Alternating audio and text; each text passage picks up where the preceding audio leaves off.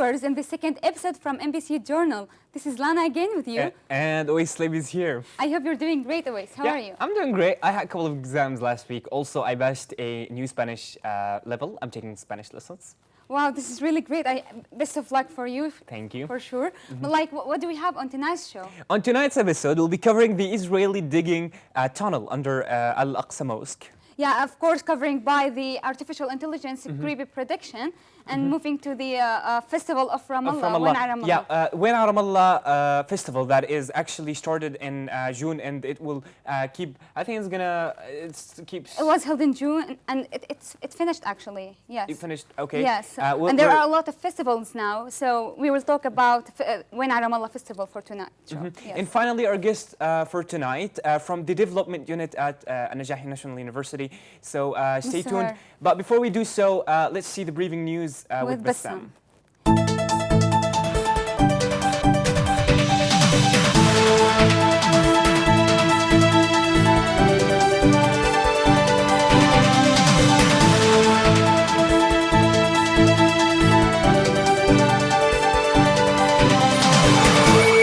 Thank you, Awais and Lana.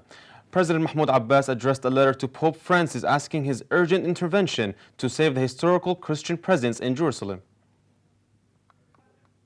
New documents relieved horrifying facts about massacre by the Zionist gangs in the Palestinian village of Al-Safsaf in the Upper Galilee in operation called Haram, which resulted in the murder in cold blood of 52 men, among others.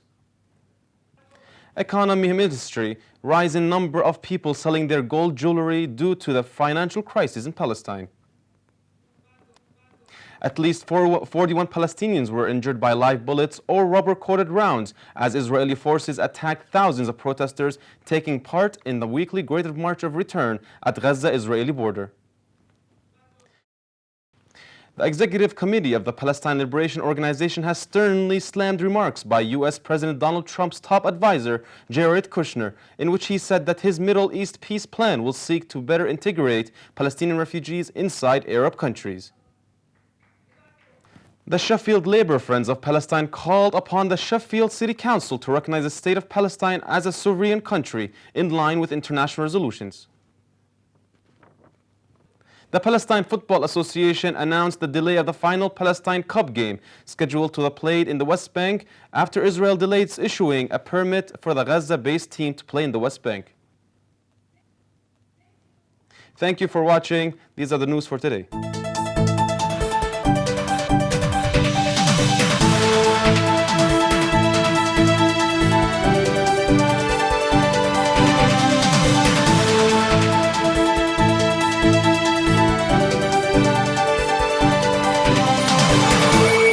Thank you, Bassam.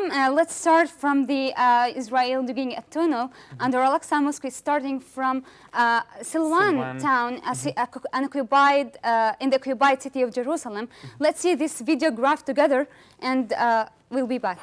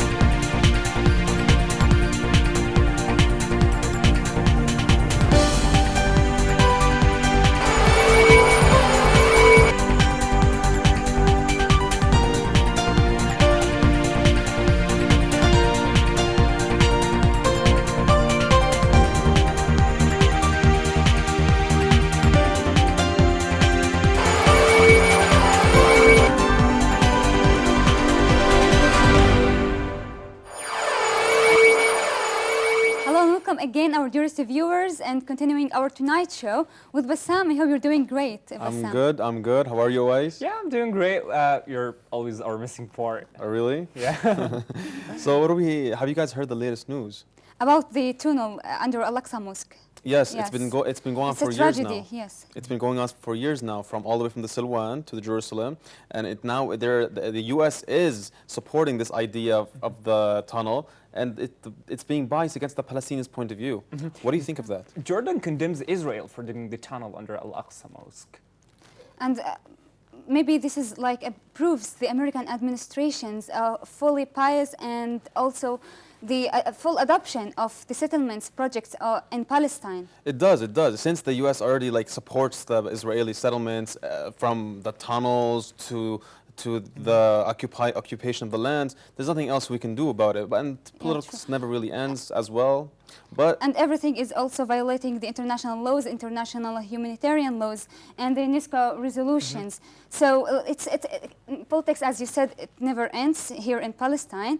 And let's talk about the technological topic with the AI prediction. Artificial intelligence. Yeah, Yes. actually, I was watching a video experiment for Conan O'Brien. If you ever watched, they've done experiments on his voice, and it does not only predict his voice, his face, but also it predicts his body language, which is I don't know. Really? Is That's that very even interesting. real? It's like Wow. a fantasy way, but the MIT University, Massachusetts in technology, has demonstrated a technology that when you speak an audio, it draws your face structure almost similar to the way you look. Wow. They've done this through Facebook features, through analyzing YouTube videos, pictures, and all sorts of kind of things that help them demonstrate it. Also, I've seen they're predicting animation faces only by the voice clips and This is really speeches. great, actually, guys. Let's see this report together. A new artificial intelligence breakthrough was created by researchers at the Massachusetts Institute of Technology, pulls off a staggering feat by analyzing only a short audio clip of a person's voice. It reconstructs what they might look like in real life. Researchers confirmed that the results ain't perfect, but they are pretty good at the same time. It's a remarkable and somewhat terrifying example of how sophisticated artificial intelligence can make incredible inferences from a small amount of data. The team used algorithm with a deep network architecture trained by videos from YouTube and elsewhere online to analyze short voice clips and reconstruct what the speaker might look like based on nothing but their speaking voices. The MIT research isn't the first to recreate a speaker's physical characteristics based on voice recording, but researchers urge caution with this technology, acknowledging that the tech raises worrisome questions about privacy and discrimination. Continuing our show by talking about skateboarding in Palestine. Have you been in this experience before, Iwais? Yeah, actually, I went to the skate park near Asira last summer, and I started practicing for the first time. I did impressive performance in a very short time, and So you were This is really training? great. yeah, I was training the park. You know, it's funny you should say that. I actually walked by Asia the other day, and I took a short video clip about what's going on there. Do you know exactly who's the volunteers are? Yeah, I mean, for all I know, that there is lots of internationals from almost all over the world. It's just internationals that come to Palestine to train the community how to skate from their own pockets and their own will. And the person that built the skate park is an Englishman that really is involved in the community and helped the Palestinians learn how to skate. Of course, it's a new sport here in Palestine. Maybe it started 3 or 5 years ago. It's really fascinating, isn't it? Yeah, I tried training. I wasn't really good at it, but I just fell down on my face, and I think I started bleeding, but it's okay. Lots of injuries. Lots of injuries. But do you think that this kind of sport or this kind of activities can also make a positive change for Palestinians and the children as well? Of course, it depends on, it supports dynamic culture and the sports that are developing, and it just shows the resistance that we're trying to handle. Yes, so it's like no pressure, no diamonds as Palestinians. Exactly. Let's see this report together, and we will be back. Hello NBC world! Today on our journey with the NBC around Palestine, we found something very, very interesting coming up, and we found a legendary sport, an ancient sport actually, that has been missing within Palestine, which is skateboarding. As you can see behind me, there's a skate park, which is run not really often, that we see every single day. And also I found out there's foreigners from all over the world that come from their own will, from the good of their heart, to train the community how to skate. So we're going to be checking out what's going on in this sport. Let's continue on with me right now. I know I've given up 100 times before, but I know a miracle is not something to ignore. You take me for a fool, you take me for a fool. So I'm with my friend Remy right here, and he's from London. Nice hairdo, Remy. Thank you very much. So how does it feel coming here to Palestine, skating with the juniors, with the seniors, with the teenagers, with the kids? How does it feel? Dude, it's really nice. Everyone here's been really welcoming so far, and the skate park's beautiful, and it's nice to impart a skill on someone else. Is it? Yeah. Okay, so what brings you to like Palestine in general? So I've been meaning to come for a while, and then I bumped into one of the skate park lot. Really? Yeah, in Ramallah, and so I found out about this place and couldn't resist coming again.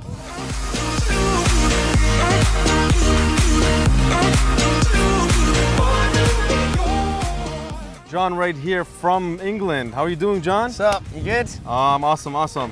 So what brings you to Palestine?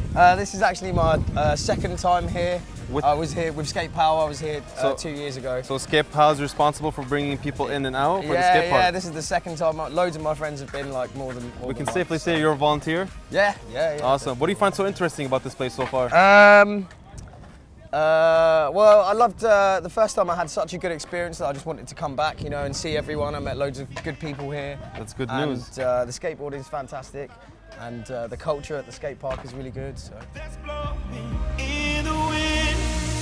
I never knew anybody till I knew you. I never knew anybody till I knew you. We're with a local resident within the region. What's your name? My name Malak, Malak. Where are you from? Asira. Asira. Yeah. So how long have you been playing skateboarding, the sport? 4 years ago. 4 years now. And how do you feel when you learn this sport? Like how did you feel once you got into it? I feel good when I play skate because when I play skate, she gives me strong. It gives you? Strong, It makes you strong? yeah, Awesome. So it builds your personality. yeah. Awesome, awesome. Thank you.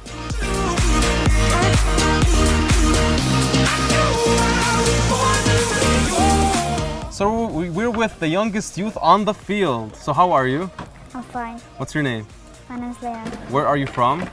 I'm from Canada. Canada. You lived in Canada, but where do you live right now? And Yasid. In Yasid. It's a nearby village, right? Yeah. So do you like skateboarding? Yeah, I like it. Do you come here every day? Yeah. Every day? Yeah. Awesome, awesome, awesome. So how good are you in skateboarding? I like it so much. You like it so much and you're good? Yeah. Okay, okay. Do you see yourself skateboarding more when you grow up? Yeah. You want to skateboard? Yeah. And do you want to go back to Canada and show them what skills you have? Yeah. Yeah? Awesome, thank you. Give me a hug, give me a hug.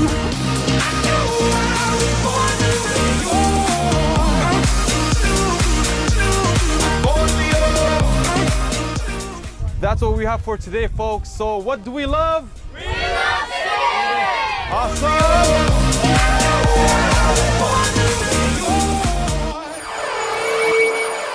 So I've seen something very interesting in this festival that happens yearly this summer, every summer.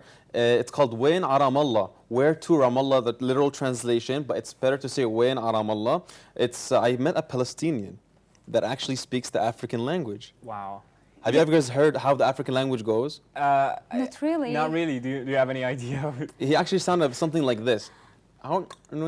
He was actually beatboxing Singing. in a way. That's how his language is amazing. Is that even a sentence? It is. Let me show you like a small video clip how they speak. I found it on YouTube.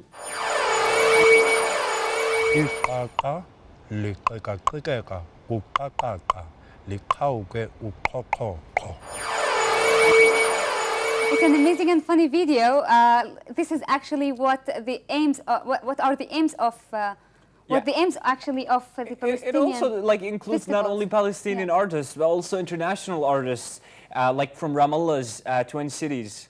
It's the main aim of these things actually is diversity and difference, like It actually includes supporting diversity Palestinians. and It actually includes Palestinians from outside the country, bring them in the country with so much more to give the community, so much more to show them. We didn't have much of a diversity in culture back in the day, but when our Ramallah Festival really supports this point, and it's actually amazing. It's amazing. Let's see this report together about this festival, and we will back.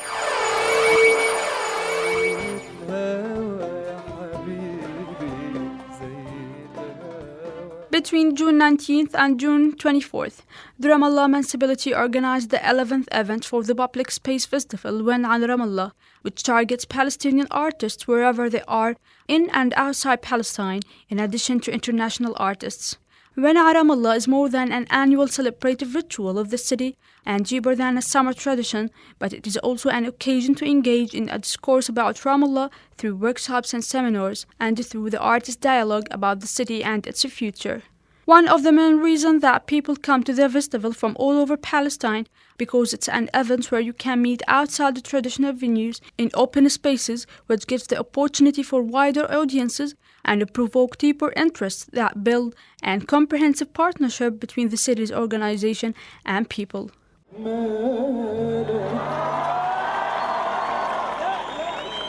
When An Ramallah, in its 11th edition, main theme is diversification and difference, to promote the spirit of the city, which believes in plurality and dialogue among different ideological, cultural, political, and social groups. It also reflects the diversified areas of the exhibition in the different parts of the city and the variety of performances arts presented in the festival. Wow, there's so much things in When An Ramallah Festival that I didn't really see myself from this report. But moving on to the US box office at the moment with the latest top 5 movies with Spider-Man. Spider-Man, Far From Home. Exactly. With I played the $25 video million? game. $25 million? With $25 million. I actually played the video game. It's all surrounded, it's all around the story, so I have pretty much idea about. So we'll be checking out the trailer right now to see what's up with what's up with Spider-Man.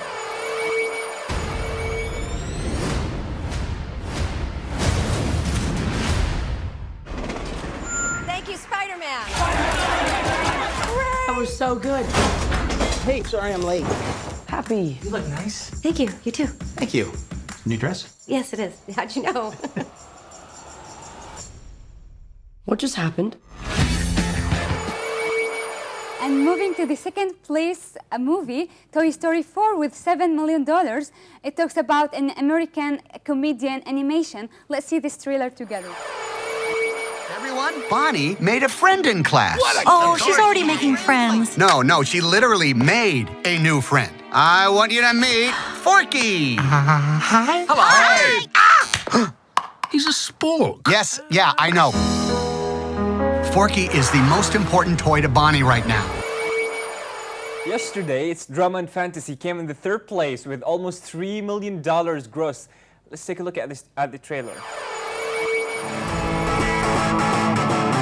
This was my last gig. If it hasn't happened by now, it's like a miracle. Miracles happen.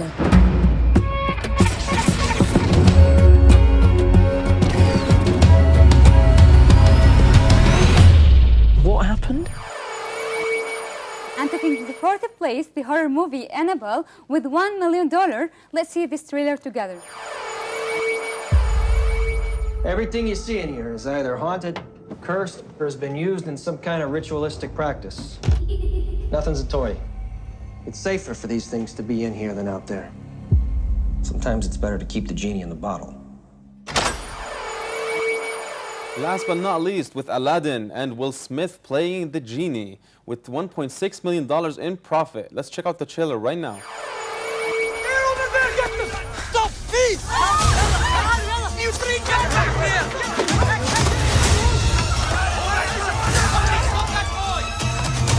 He's on the roof!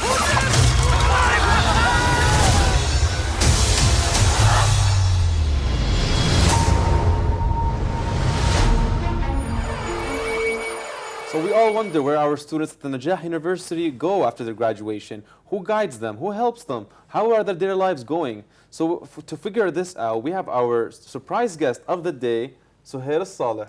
Hi, How are you guys. doing? Fine, thank you. We're Thank glad you to for have having you me. here. Thank you so much. I'm glad to be here. So what's your position in the Najah University? I'm the coordinator for the Competency Development Unit at An-Najah National University. What's the role of being a coordinator? The competency of the development unit, usually we try to seek to prepare our students to meet with the community to meet and the their global needs after graduation and Yes, work. yeah, So you and guys help them out through workshops? through workshop, training courses, some partnership with some institutions. So what kind of workshops and skills that you work on the students in order to be more positive and effective in real life world? We try to, through our training courses, to focus on how they can improve their skills in different fields, like Especially public speaking, I guess. Yes, public speaking, let's say communication skills, self-confidence, leadership skills. So, Ms. Suhair, what the aim of this great unit of An-Najah National University? Could you tell us more about it? The Competency Development Unit try to seek to prepare our students to meet with the community and the global challenges, and also with the job market.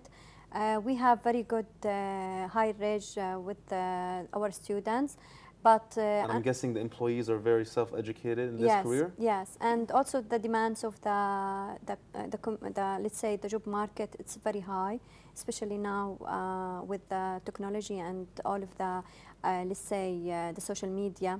So the students are very good in their academic measures, but unfortunately they have so many lacks, yes, in social, and they present themselves. Yeah. Do you have any partners from outside the university? Yeah, we have a lot of partners and partnerships, yes, and we have different memo with different organizations. We work usually with NGOs who have their own program that aims to improve the youth program. But like, let me ask a question. How do you promote for all of these trainings, and like, what is the response for the students as university students? How do they react on this training? We promote first for our program through the university website and the social media, and also for from Zagil portal. Yes, for the students, we usually promote on Zagil, and also with the competency development Facebook page. For our students, there are nowadays we have so many demands with the students, and we have so many participation from the students who come usually and participate with our students, our activities, sorry. At the beginning, when we start our most of programs, we have some difficulties with the students who understand that they have to improve their skills. But nowadays, the students well known and well awareness about the importance of develop their skills. And we have so many students that usually come and also volunteer. So what kind of workshops, what kind of trainings do you provide for students of An-Najah or the normal people outside An-Najah? We mainly focus on communication skills, self-confidence program, how they can present themselves for outside the university, for the HR in companies. Are there students? Most of them, yes, students. Are there students in the program that are successful? Do you know any successful students that happen to have very high careers after your program? Yeah, we have experiences. We have a lot of volunteers who's been involved with our programs through their academic study, and nowadays they graduated and now they are working in several institutions and companies. One of my students, I'm so proud of him. He works now in Dubai and as electrical engineering. Wow. Yes, and also some of our students also, they work in Ramallah, they work in Nablus. No, I'm actually thinking of joining. Yeah, me too, actually. It's great. We will happy to have you with our unit. We have a special program for volunteers We have around 80 to 100 students who volunteer with us. Thank you, Ms. Suhair, for being here tonight, and it's an honor actually to have you here. Thank you for watching, our dearest viewers, and see you next Tuesday. Bye-bye.